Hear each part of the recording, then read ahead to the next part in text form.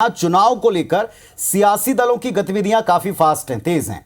राज्य में सत्ताधारी दल भारतीय जनता पार्टी ने अपने चुनावी घोषणा पत्र पर काम शुरू किया और बीजेपी की नवगठित घोषणा पत्र समिति की पहली बैठक हुई है, जिसमें घोषणा पत्र में शामिल किए जाने वाले बिंदुओं पर चर्चा की गई है। वहीं कांग्रेस नेता बीजेपी की इस तैयारी पर तंज कस रहे हैं।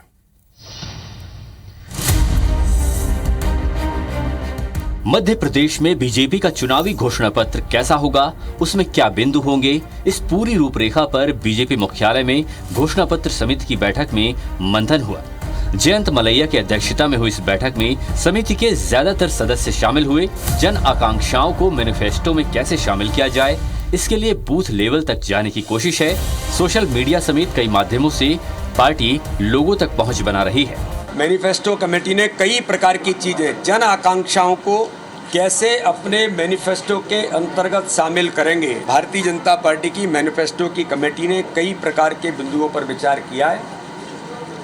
ऑफिशियल लॉन्चिंग अभी हम इसका करेंगे। घोषणा पत्र को लेकर बीजेपी की इस कवायद पर कांग्रेस नेता तंज कस रहे हैं। माननीय मुख्यमंत्री शिवराज सिंह जी चौहान, आप पिछले 18 साल से घोषणा पत्र ही तो जारी कर रहे हो। लगभग 22,000 घोषणाएं आपकी डस्टबिन में पड़ी हुई हैं। बेटियां हमारी सुरक्षित नहीं है मध्य प्रदेश की, और आपकी घोषणा पर घोषणा करते जा रहे हैं।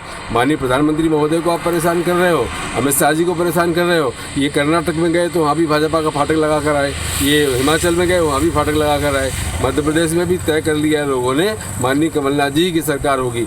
एमपी बीजेपी का घोषणा पत्र जब भी लॉन्च होगा, गृह मंत्री अमित शाह भी मौजूद रहेंगे। चुनावी घोषणा पत्र किसी भी पार्टी का बड़ा दांव होता है। इसके जरिए ही पार्टियां जनता के बीच वोट मांगने पहुंचती हैं। अब देखना होगा कि घोषणा पत्र में क्या वादे होंगे और जनता को कितना लुभा पाएंगे। दुष्यंत पराशर, IBC 24, भोपाल।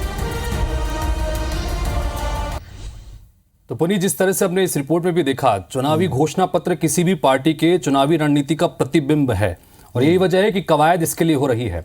भारतीय जनता पार्टी अपने घोषणा पत्र को संकल्प पत्र कहती है, संकल्प पत्र के रूप में, और किन किन बिंदुओं को शामिल किया जाएगा ये देखना बड़ा दिलचस्प होगा तब जब कांग्रेस पार्टी ने ऑलरेडी कुछ बड़ी घोषणाएं कर रही हैं कि उनके घोषणा पत्र में वो उन चीजों को शामिल करने गारंटी का उनको नाम दिया। और ये बात भूलनी नहीं चाहिए कि 2018 में जब हम इलेक्शन कवर कर रहे थे तो इस पूरे इलेक्शन में आपने देखा था कि यहां भी मैनिफेस्टो बनाने की जिम्मेदारी TS सिंहदेव और उनके साथियों के पास थी। उधर भी कमलनाथ जी की टीम ने जिस पर काम किया था, इसके बाद दोनों प्रदेशों में भारतीय जनता पार्टी ने उसका असर देखा। भले ही वो से चुनावी घोषणाएं या झूठ वगैरह वगैरह कह लें, लेकिन उसका असर हुआ, ये देखा है।